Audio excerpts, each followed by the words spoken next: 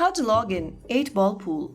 Hi everyone, welcome back to Tech for Gamers. If you are on 8-Ball Pool and want to log into your account, then first of all, launch the 8-Ball Pool app open on your device. And once you're inside this welcome screen, go ahead and choose one of the login methods. You can log in with Facebook, a Google Play account, with Miniclip account, and also play as a guest. Just go ahead and select the login method that you previously linked your game with.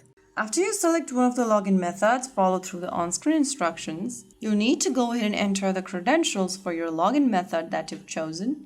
It might be your email address for your Google account or your email and password for your Facebook account. Whichever option you've chosen, you will be able to go ahead and sign into your account right away. If you found the video helpful, don't forget to like, share, and subscribe to our channel. I will be back again in the next video. Thank you for watching.